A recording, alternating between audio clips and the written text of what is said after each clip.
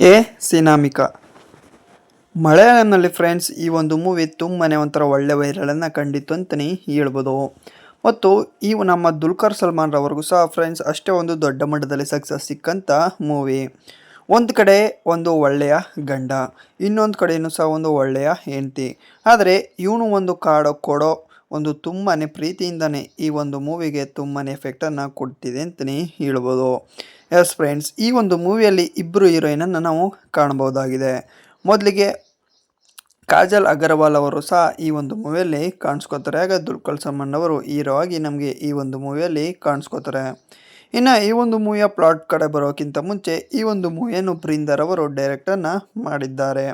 ಹಾಗೆ ಈ ಒಂದು ಮೂವಿಯ ಬಜೆಟ್ ಬಂದು ಬರೋಬ್ಬರಿ 15 ಕೋಟಿ ಆಗಿದೆ. ಇಷ್ಟೊಂದು ಕಡಿಮೆ ಬಜೆಟಲ್ಲಿ ಸಿಕ್ಕಂಥ ಮೂವಿ ತುಂಬಾ ಒಂದು ದೊಡ್ಡ ಮಟ್ಟದಲ್ಲಿ ಸಕ್ಸಸ್ಸನ್ನು ಕಾಣ್ತು.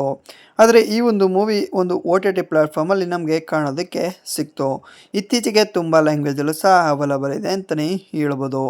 ಇನ್ನು ಈ ಒಂದು ಮೂವಿಯ ಬಜೆಟ್ ಮತ್ತು ಬಾಕ್ಸ್ ಆಫೀಸ್ ಬಗ್ಗೆ ಬರೋದಾದರೆ ಬಜೆಟ್ ಬಂದು 15 ಕೋಟಿ ಹಾಗೂ ಬಾಕ್ಸ್ ಆಫೀಸ್ ಬಂದು ಫ್ರೆಂಡ್ಸ್ ಬರೋಬ್ಬರಿ 20 ಕೋಟಿ ತನಕನೂ ಸಹ ಕಲೆಕ್ಟನ್ನು ಮಾಡಿದೆ ಅಂತ ಮೂಲಗಳು ತಿಳಿಸ್ತಾ ಇವೆ.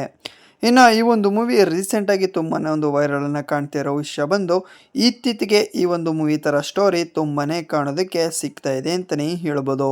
ಅದೇ ಒಂದು ಕಾರಣಕ್ಕೆ ಈ ಒಂದು ಮೂವಿ ರಿಲೀಸ್ ಆಗಿ ತುಂಬ ದಿನ ಆಗಿದ್ದರೂ ಸಹ ಇತ್ತೀಚೆಗೆ ಒಂದು ಒಳ್ಳೆ ವೈರಲನ್ನು ಕಾಣ್ತಾ ಇರೋದು ಒಂದು ಹೊಸ ವಿಷಯ ಅಂತಲೂ ಸಹ ಹೇಳ್ಬೋದು ಫ್ರೆಂಡ್ಸ್. ಮತ್ತು ಈ ಒಂದು ಮೂವಿಯಲ್ಲಿ ನಮಗೆ ತುಂಬಾ ಒಂದು ವೈರಲ್ ಆಗಿ ಕಾಣಿಸೋದು ಅಂದರೆ ದುಲ್ಕರ್ ಸಲ್ಮಾನ್ ರವರ ಅತಿಯಾದ ಪ್ರೀತಿ ಮತ್ತು ಕಂಬ್ಯಾಕ್ ಕೊಡುವಂಥ ರೀತಿ ಅಂತಲೇ ಹೇಳ್ತೇನೆ. ಇನ್ನು ಫ್ರೆಂಡ್ಸ್, ಪ್ರಮುಖವಾಗಿ ಈ ಒಂದು ಮೂವಿಯ ಪ್ಲಾಟ್ ಕಡೆ ಬರೋದಾದರೆ ಒಂದು ಹೌಸ್ ವೈಫ್ ಅನ್ನೋದಕ್ಕಿಂತ ಹೌಸ್ ಹಸ್ಬೆಂಡ್ ಅಂತಲೇ ಹೇಳ್ಬೋದು. ಅಂಥ ಒಂದು ಹಸ್ಬೆಂಡ್ ಇರುವಂಥ ಫ್ಯಾಮಿಲಿ. ಇವಳು ಒಂದು ಸ್ಟಾರ್ಟಿಂಗಲ್ಲೇ ಒಂದು ಇವಳನ್ನು ನೋಡಿ ಇಷ್ಟಪಡ್ತಾಳೆ, ಇವನು ಸಹ ಇಷ್ಟಪಡ್ತಾನೆ, ಡೈರೆಕ್ಟ್ ಮ್ಯಾರೇಜೇ ಆಗಿಬಿಡ್ತಾರೆ. ಆದರೆ ಇವನಿಗೊಂದು ಸಾಫ್ಟ್ವೇರ್ ಇಂಜಿನಿಯರ್ ಕೆಲಸನೂ ಸಹ ಇರುತ್ತೆ. ಆದರೆ ಇದಕ್ಕೆ ಬೋರಿಂಗ್ ಅಂತ ಇರ್ತಾನೆ. ದುಡ್ಡೇನೋ ಬರ್ತಾ ಇರುತ್ತೆ, ಆದರೆ ಇವನಿಗೊಂದು ಸ್ಯಾಟಿಸ್ಫ್ಯಾಕ್ಷನ್ ಅನ್ನೋದು ಇರೋದಿಲ್ಲ.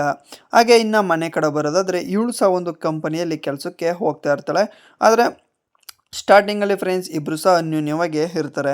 ಆದರೆ ಇವನು ಯಾವ ಥರ ಅಂತ ಹೇಳಿದ್ರೆ ಇವಳು ಎದ್ದೇಳೋಕ್ಕಿಂತ ಮುಂಚೆ ಇವಳಿಗೆ ಏನೇನೆಲ್ಲ ಬೇಕು, ಏನೇನೆಲ್ಲ ರೆಡಿ ಮಾಡಬೇಕು, ತಿಂಡಿ ಆಗಿರಲಿ, ಬಟ್ಟೆ ಆಗಿರಲಿ, ಐರನ್ ಮಾಡೋದಾಗಿರಲಿ, ಪ್ರತಿಯೊಂದನ್ನು ಸಹ ಇವಳ ವೈಫ್ ಯಾವ ಥರ ಮಾಡ್ತಾರೆ ಅದೇ ಥರ ಇವನು ಮಾಡ್ತಾ ಇರ್ತಾನೆ. ಇದು ಇವಳಿಗೆ ಸ್ಟಾರ್ಟಿಂಗಲ್ಲಿ ಒಂದು ಒಳ್ಳೆ ಖುಷಿಯನ್ನು ಸಹ ಕೊಡ್ತಾ ಇರುತ್ತೆ.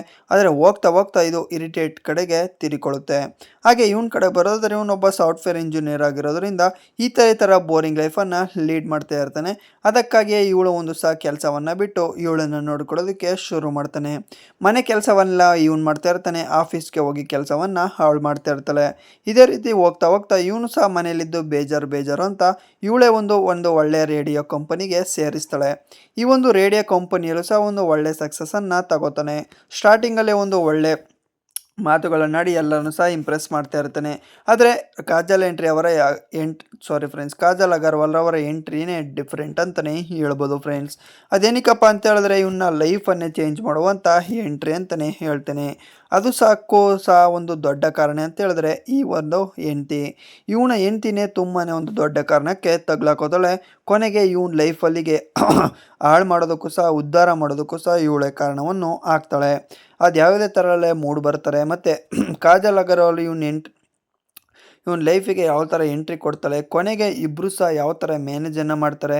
ಹಾಗಾಗಿ ಇವ್ರಿಗೂ ಇವಳ ಮಧ್ಯೆ ಎಷ್ಟೆಲ್ಲ ಜಗಳಗಳಾಗುತ್ತೆ, ಹಾಗೂ ಇವರಿಬ್ಬರ ಮಧ್ಯೆ ಏನೇನೆಲ್ಲ ಸಮಸ್ಯೆಗಳು ಉಂಟಾಗುತ್ತವೆ, ಇದನ್ನೆಲ್ಲನೂ ಸರಿ ಮಾಡ್ಕೋತಾರೆ ಇಲ್ವಾ ಅನ್ನೋದನ್ನ ನೀವು ಮೂವಿ ಮುಖಾಂತರನೇ ನೋಡಬೇಕಾಗಿರುತ್ತೆ ಫ್ರೆಂಡ್ಸ್.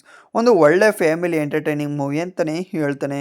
ಒಂದು ತುಂಬಾ ಒಳ್ಳೆ ಮೂವಿಯಾಗಿದೆ, ಖಂಡಿತ ವಿಸಿಟ್ ಮಾಡಿ ನೋಡಿ. Thank you.